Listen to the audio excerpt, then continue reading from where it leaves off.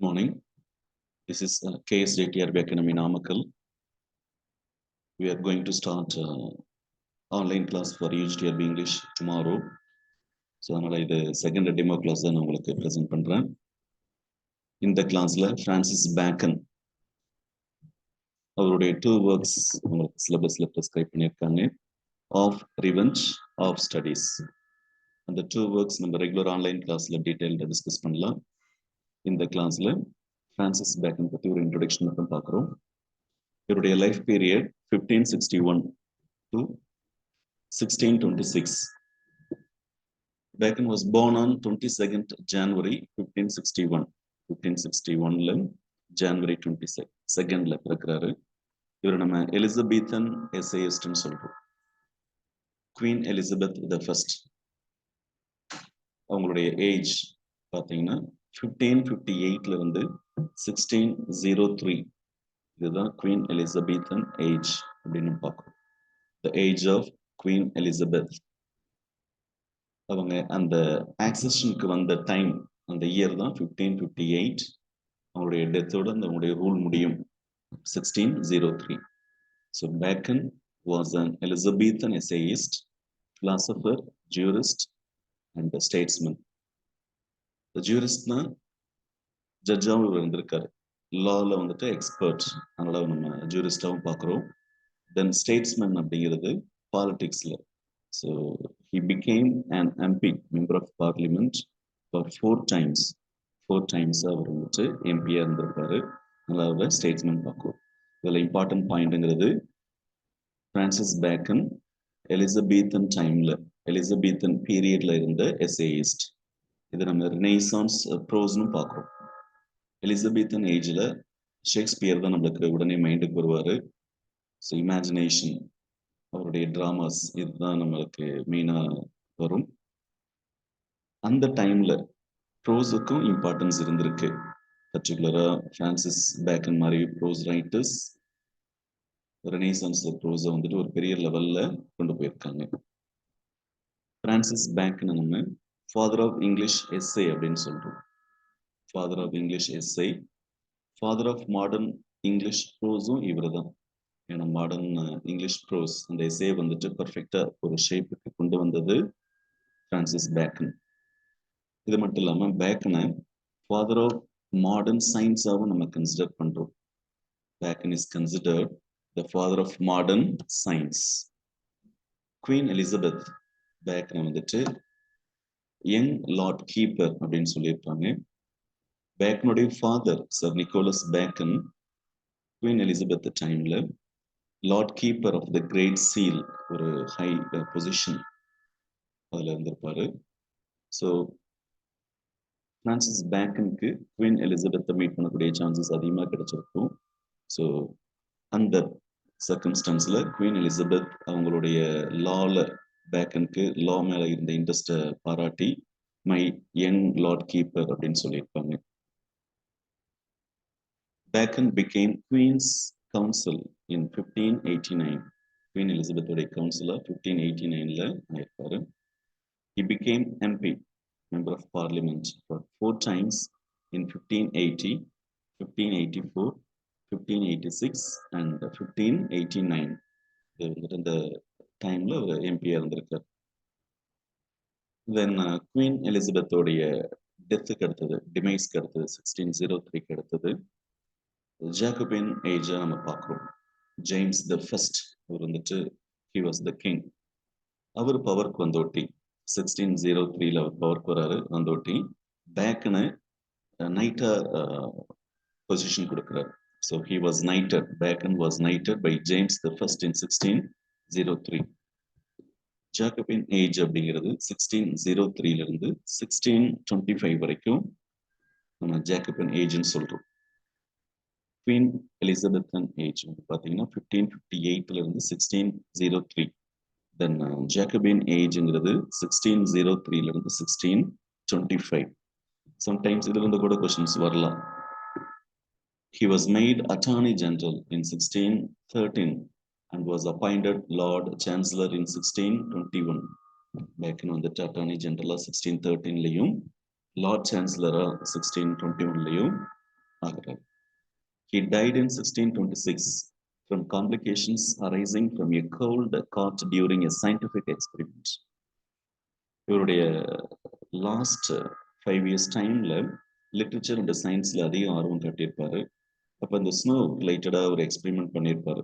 So அந்த experiment பண்ணும்போது அதிகம் கோல்ட் அஃபெக்ட் ஆனதுனால அதனுடைய காம்ப்ளிகேஷன்ஸ்னால இறந்து போயிருப்பார். Bacon believed himself born for the service of mankind. Once பேக்னே சொல்லியிருக்காரு, அவர் வந்து ஹியூமன் பீயிங்ஸ்க்கு வந்து சர்வ் பண்றதுக்காக வந்திருக்காரு அப்படின்னு. believed himself born for the service of mankind. Bacon was famous for essays and counsel. Bacon வந்து அவருடைய எஸ்ஸேஸ்க்கும் கவுன்சிலுக்கும் ரொம்ப ஃபேமஸா இருந்த பர்சன். இவருடைய ரோல் மாடல் பார்த்தீங்கன்னா மான்டைன். நம்ம ஃபர்ஸ்ட் டெமோ கிளாஸ்ல சார்ல்ஸ் லாம்ப்க்கும் மான்டைன் இந்த ரெஃபரன்ஸ் நம்ம பார்த்தோம். Charles Lamb was as egotist as Montaigne அப்படின்னு பார்த்தோம், பிரெஞ்சு பிலாசபர். அந்த பிரெஞ்சு பிலாசபர் மான்டைன் தான் பேக்கனுக்கும் ரோல் மாடல். அவருடைய எஸ்ஸேஸ்க்கு வந்து ரோல் மாடலா மான்டைன் தான் பார்க்கிறார். Bacon perfected the essay form in English and the French model of Montaigne. இவருடைய ஒர்க்ஸ் மாடலா பேஸ் பண்ணி தான் பேக்கன் இங்கிலீஷ்ல அந்த எஸ்ஸே ஃபார்ம் வந்துட்டு பெர்ஃபெக்டான ஒரு ஷேப்க்கு கொண்டு வரார். Worldly advancement became rapid with Elizabeth's demise and James I's accession to the throne in 1603. Elizabeth இறந்ததுக்கு அடுத்தது கிங் ஜேம்ஸ் த ஃபர்ஸ்ட் அவர் வந்து பவர்க்கு வராரு. அந்த சமயத்துல வேர்ல்ட்லி அட்வான்ஸ்மெண்ட், பீப்புள் எல்லாமே மெட்டீரியலிஸ்டிக் லைஃபுக்கு இம்பார்ட்டன்ஸ் கொடுக்குறாங்க. ஸோ இந்த கான்செப்டும் அவருடைய எஸ்ஸேஸ்ல வந்துட்டு ரிஃப்ளெக்ட் ஆகும். Bacon held high offices in court. So இந்த ராயல் கோர்ட்ல அவர் வந்துட்டு இம்பார்ட்டன்ட் ஹை ஆஃபீஸஸ், இம்பார்ட்டன்ட் பொசிஷன்ஸ்ல நிறைய அவருக்கு கிடைச்சிருக்கும். அதை பர்ஃபெக்டாகவும் பண்ணியிருப்பார். இது பர்ஃபெக்டா பண்ணியிருந்தாலும் ஒரு ஸ்டேஜுக்கு மேல இவருக்கு அந்த வேர்ல்ட்லி அட்வான்ஸ்மெண்ட், அந்த மெட்டீரியல் மேல ஒரு கவனம் வரும், ஒரு டிசைர் வரும். ஸோ அதனால இவரை வந்துட்டு சம்வாட் கரப்ஷன், பிரைபரி அதில் இன்வால்வ் ஆகிருப்பாரு. ஸோ அதை வந்துட்டு அவரை கரப்ஷன் அண்ட் பிரைபரி இதுக்கு வந்துட்டு அவர் மேலே சார்ஜ் பண்ணியிருப்பாங்க. சார்ஜ் பண்ணி 1621 சார்ஜ் பண்ணி அவர் வந்துட்டு டவர் ஆஃப் லண்டன் பிரிசன், அது ஒரு பிரிசன், டவர் ஆஃப் லண்டன்ல இம்ப்ரிசன் பண்றாங்க. அது மட்டும் இல்லாம 40,000 pounds அவருக்கு ஃபைனா போடுறாங்க. ஃபைனலா அவரை வந்துட்டு ராயல் பார்டன் கொடுத்துறாங்க. ஸோ இவர் இது வரைக்கும் அவருடைய ஒர்க்ஸ் எல்லாம் பாராட்டி சரி ஓகே அவர் வந்துட்டு மன்னிப்பு கொடுத்துடலாம் அப்படின்னு ராயல் பார்டன், ஸோ அது வந்துட்டு அவருக்கு கிடைச்சிருக்கு. இந்த டவர் ஆஃப் லண்டன்ல ஜஸ்ட் 4 days அவர் வந்துட்டு அந்த இம்ப்ரிசன்மெண்ட்ல இருந்திருப்பார். He devoted his last 5 years to literature and the science. இந்த 6021 அதுக்கு அடுத்து அவர் 6026 இருக்கிறார் இல்லைங்களா. ஸோ இந்த மீன் டைம், இந்த 5 years டைம்ல அவர் ஃபுல்லா வந்து பார்த்தீங்கன்னா லிட்ரேச்சர், சயின்ஸ் அதை வந்துட்டு டெடிகேட்டடா அதில் எக்ஸ்பெரிமெண்ட் பண்றார். He sacrificed his life while experimenting with the preservative properties of snow. ஏற்கனவே மேல ஒரு பாயிண்ட் பார்த்துருப்போம். ஸ்னோ ரிலேட்டடா எக்ஸ்பெரிமெண்ட், சயின்டிபிக் எக்ஸ்பெரிமெண்ட் பண்ணும்போது தான் அவருக்கு இந்த கோல்ட் அட்டாக் ஆயிருக்கும். ஸோ அதை வந்து அவர் இறந்திருப்பார். ஸோ அதனால அந்த எக்ஸ்பெரிமெண்டேஷனுக்காக அவர் லைஃபையே வந்துட்டு சாக்ரிஃபைஸ் பண்ணியிருக்கார். ஸோ இதனால தான் அவர் ஃபாதர் ஆஃப் மாடர்ன் சயின்ஸ் அப்படின்னு நம்ம பார்க்குறோம், பாயிண்ட்ல ரெஃபரன்ஸ்ல நம்ம பார்க்குறோம். Bacon wrote both in English and Latin. இங்கிலீஷ்லயும் அவர் எஸ்ஸேஸ் எழுதியிருக்காரு, லாட்டின்லயும் எழுதியிருக்காரு. லாட்டின் ஒர்க்ஸ் தான் மோர் இம்பார்ட்டண்டா பேக்கன் கன்சிடர் பண்ணியிருக்காரு. இதுல அவருடைய ஜெனரல் இன்ட்ரோடக்ஷன், தென் அவருடைய works, English works and Latin works நம்ம பார்க்குறோம். அதுல இங்கிலீஷ் ஒர்க்ஸ் அவர் எஸ்ஏஸ் வந்து பார்த்தீங்கன்னா டோட்டலா 58 எழுதியிருக்காரு. அந்த 58 எஸ்ஏஸும் 3 எடிஷன்ஸா வந்திருக்கு. அதுல ஃபர்ஸ்ட் எடிஷன் அவருடைய நேம் வந்து பார்த்தீங்கன்னா essays religious meditations, places of persuasion and dissuasion, seen and allowed. இது வந்து 1597 பப்ளிஷ் ஆகுது. அந்த ஃபர்ஸ்ட் எடிஷன்ல ஜஸ்ட் 10 எஸ்ஏஸ் மட்டும்தான் இன்க்ளூட் ஆயிருக்கு. இதை மைண்ட்ல வச்சுக்கோங்க, இம்பார்ட்டன்ட் கொஸ்டின். அவருடைய ஃபர்ஸ்ட் எடிஷன் 1597, 10 essays.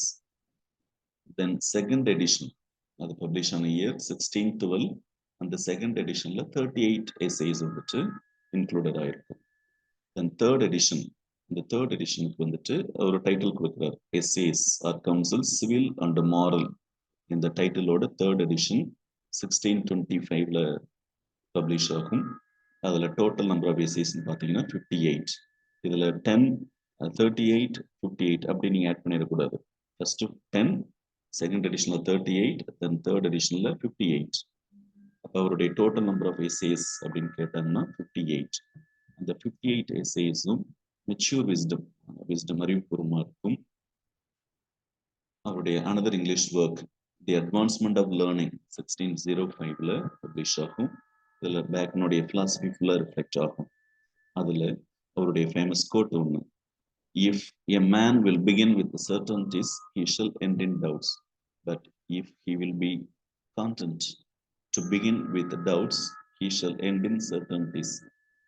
So இது வந்து அவருடைய famous quote taken from the advancement of learning, அவருடைய other work. Then the history of Henry the 7th 1622ல பப்ளிஷ் ஆகும்.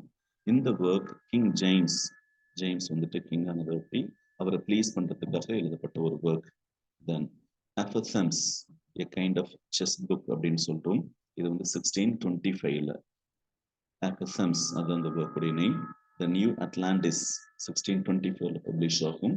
I mean unfinished work. இது வந்துட்டு இந்த ஒர்க் வந்து ஸ்டார்ட் பண்ணி இன்கம்ப்ளீட்டா விட்டுருப்பார். இந்த ஒர்க் வந்துட்டு தாமஸ் மோர்ஸ் இட்டோபியா அதை பேஸ் பண்ணி இந்த ஒர்க் எழுத ட்ரை பண்ணி தென் அது அன்பினிஷ்டா இருக்கும். தென் லாட்டின் ஒர்க்ஸ் ஃபர்ஸ்ட் நம்ம பார்த்தது இங்கிலீஷ் ஒர்க்ஸ், தென் லாட்டின் ஒர்க்ஸ். லாட்டின்ல எழுதியிருக்காரு, இங்கிலீஷ்ல எழுதியிருக்காரு. அவருக்கு பேக்கனுக்கு லாட்டின் ஒர்க்ஸ் தான் ரொம்ப பிடிச்சது அப்படின்னு சொல்லியிருக்காரு. Bacon's Latin works were to be fashioned into a vast scheme, which he called the Instauratio Magna, the Great Instauration அப்படின்னு ஒரு ஒர்க் பண்ணணும்னு ஆசைப்பட்டாரு. அதை 6 பார்ட்ஸா எழுதணும்னு நினைச்சாரு.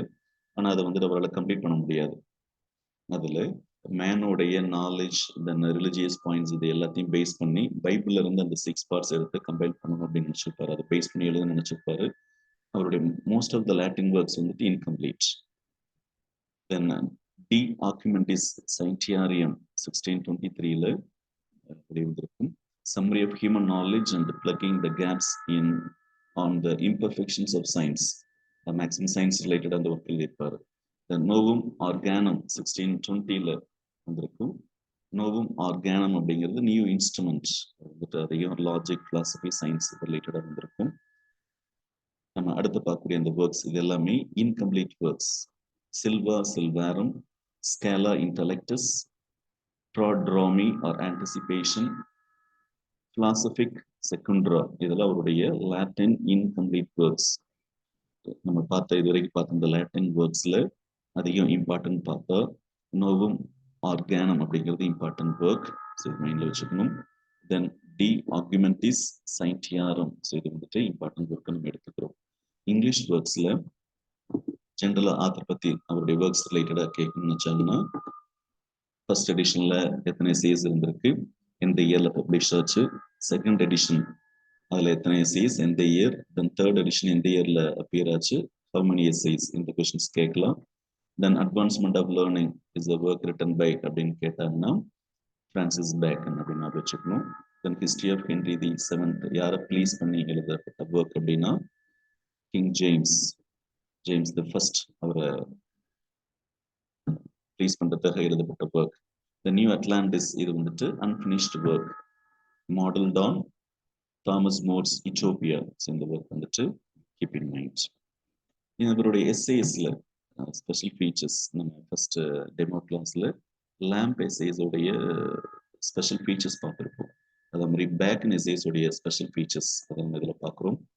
சார்ல்ஸ் லேம்ப் எஸ்ஏஸ் உடைய ஸ்பெஷாலிட்டி என்ன அப்படின்னா பர்சனல் சப்ஜெக்டிவ், வேற பேக்கன் எஸ்ஏஸ் வந்துட்டு இம்பர்சனல் ஆர் அப்ஜெக்டிவ். இவருடைய எஸ்ஏஸ் வந்து பார்த்தீங்கன்னா மேக்சிமம் அஃபாரிஸ்டிக் ஆர் எபிகிராமேட்டிக், அது வந்து ஒரு மாரலோட முடியும், ஒரு சேயிங் பழமொழியோட அதிகமான சேயிங்ஸ் வந்து இவருடைய ஒர்க்ஸ்ல இருக்கும். ஒரு மாரல் ஸ்டோரியோட முடிகிற மாதிரியும் கொண்டு வருவார். அது அவருடைய எஸ்ஏஸோடைய speciality.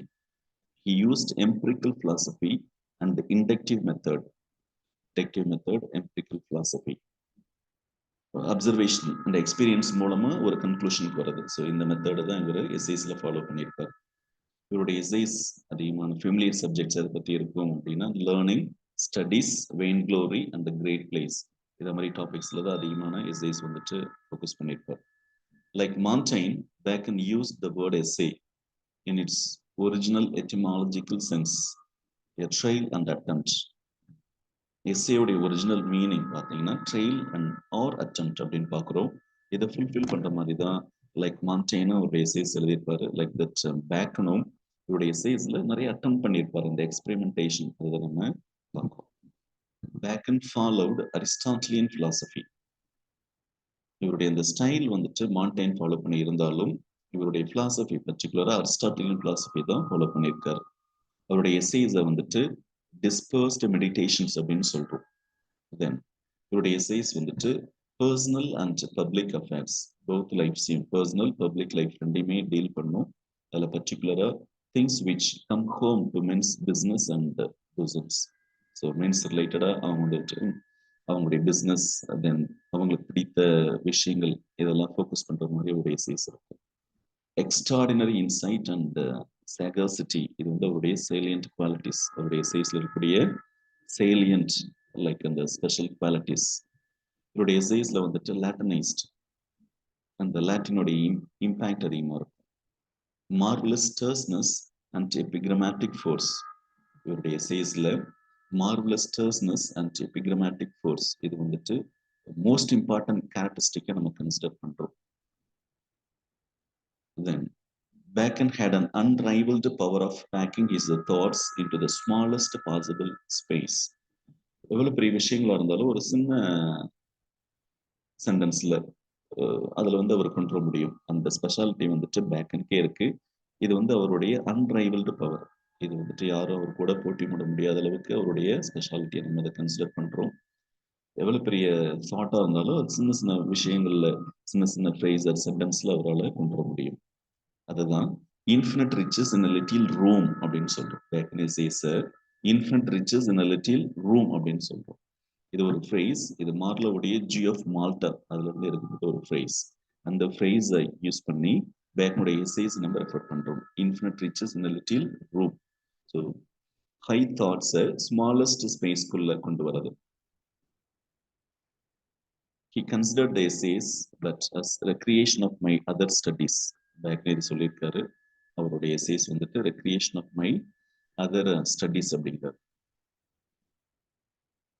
The essays were translated into French and Italian during his lifetime. இவருடைய எஸ்ஏஸ் வந்துட்டு French, Italian languagesல அவர் உயிரோட மாதிரி பப்ளிஷ் ஆயிருக்கு.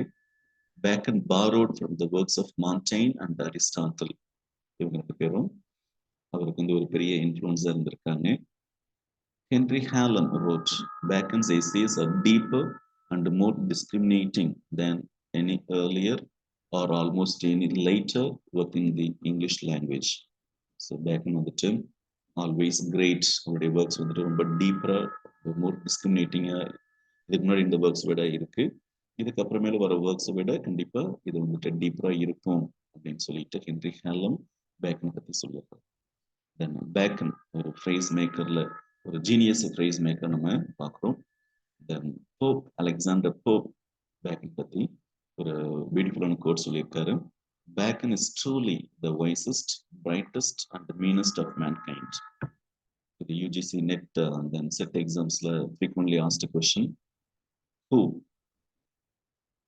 said about Bacon? Bacon is truly the wisest, brightest and the meanest of mankind. அப்படின்னு கொஸ்டின் வந்துச்சுன்னா Pope. இந்த question மைண்ட்ல வச்சுக்கோங்க. ஸோ இது வந்துட்டு நம்மளுடைய second demo class. Regular online class நாளையிலிருந்து 16/11/23 ஃப்ரம் டுமாரோ வந்து ஸ்டார்ட் ஆகுது.